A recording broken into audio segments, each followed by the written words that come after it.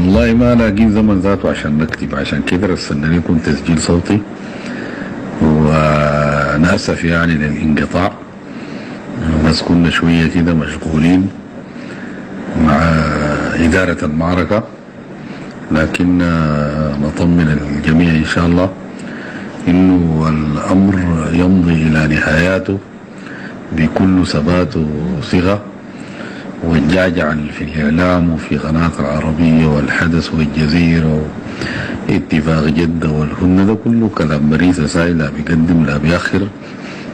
نحن الآن بنلخصه في خواتيم المعركة إن شاء الله، وناس ذيل هزمناهم شر هزيمة وسحقناهم، وزي ما أنا بردد دائما من القوة الرئيسية بتاعتهم سحقناهم وأبيدناهم.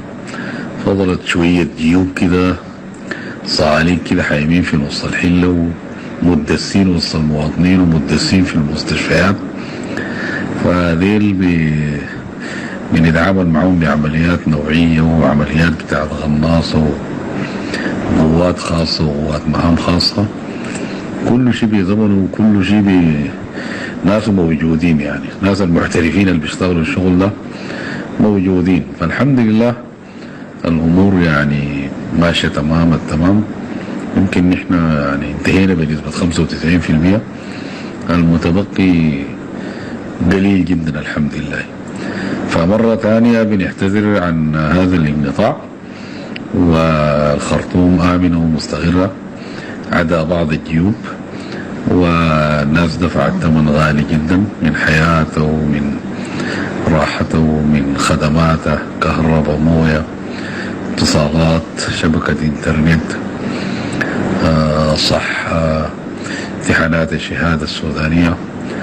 هذه هي ضريبة الأوطان، وللأوطان في دم كل حر يد سلفت ودين مستحق، وللحرية الحمراء شنو 1000 باب يدق. نحن الأجواء دي ما غريبة علينا، لنا 30 سنة نحن عايشين أجواء تحت الحروب دي، ممكن تكون غريبة على ناس الخرطوم شوية، لكن نحن حياتنا كلها من عمرنا 19 سنة وعايشين أجواء زي دي، وأصوات المدافع وهزيز الطائرات والقصف ده كله في راسنا لما شيبنا زي ما بيقولوا. لكن من خبرتنا الطويلة بنقول انه الموضوع ده خلاص انتهى. ناس زي اللي بيجوا يلبسوا بدني وبيتخارجوا، الواحد بيجي يملص من الخوف، بيملص الكاكي باللباس بتاعه، خوف وزهلله وحاجه كده. وبعدين الناس شفح صغار، والله هذا الهالك حميد دي غدر بيهم، يعني دخلهم في معركه هم ما قدروا.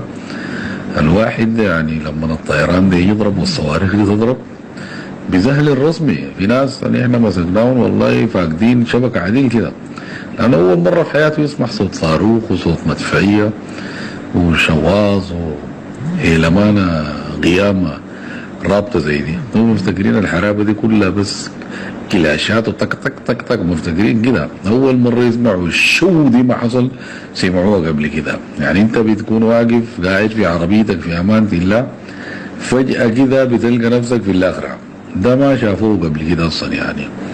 فالحمد لله على كل حال، وتحياتنا لكل الشباب، وشكر خاص لاخونا الطيب حسن عبد الغيوم بالاضافه.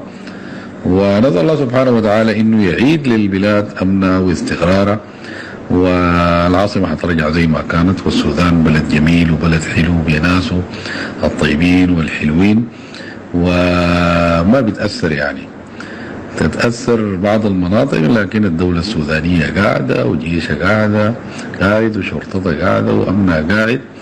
والتحية لسكان الخرطوم، قاعدين ما غادروا الخرطوم. والعالم الآن مندهش، أين معسكرات النازعين؟ أين معسكرات اللجوء؟ وين الناس الفارين من جحيم الحرب؟ كذب ما في، ناس دي قاعدة وراكزة مع الجيش ده عليه الطلاق، كل زول قاعد في بيته، والناس طلعت من بيوته وبقت تترد في الشوارع.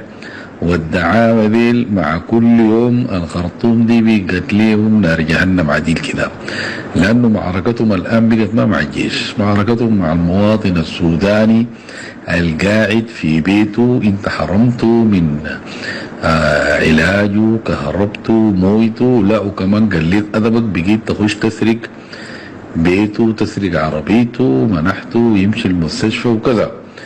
الخرطوم دي ما عصية على أي عدو، وعصية على أي عميل وأي خاين. وده كمان موضوع الناس تحضر فيه كتب، قصة الخيانة والارتزاق والعمالة دي كله مرصود.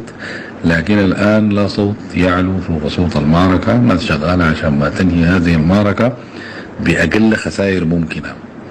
نحن ما كان غالبنا نعمل زي بشار الأسد نبيد المدن، نبيد الأحياء دي كلها، لكن نحن شغالين شغل بفهم، باعتبار انه الناس تطلع بأقل خسائر.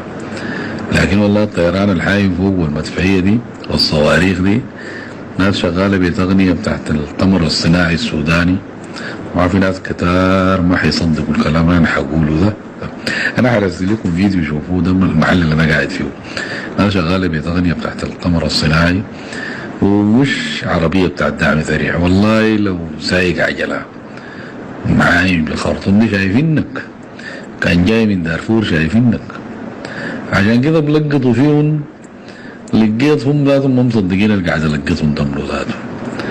هو غايدهم قال مطر بدون براق وتمطر حصو. والله امطرت عليهم مش حصو، امطرت عليهم شواظ وحجارة من سجيل. فالحمد لله المعركة انتهت، وفضل جيوب كده بتتم نظافتها وترجع الخرطوم زي ما قال سيد خلويفة: يا الخرطوم يا اللي عندي جمالك جنة رضوان. حترجع الخرطوم عروس في ليلة زفافة إن شاء الله، ويرجع الأمن والاستقرار لشوارع الخرطوم، لأم درمان، لبحري، للخرطوم، لكل الشوارع والمحطات الجميلة في الخرطوم، وشارع 7 يا عمار هجام، ومحل الركشات، محل بنتلاقى هناك ذاك. الخرطوم حترجع زي ما كانت، ونسأل الله سبحانه وتعالى انه يعني يتقبل شهدانا ويشفي جرحانا ان شاء الله. بارك الله فيكم.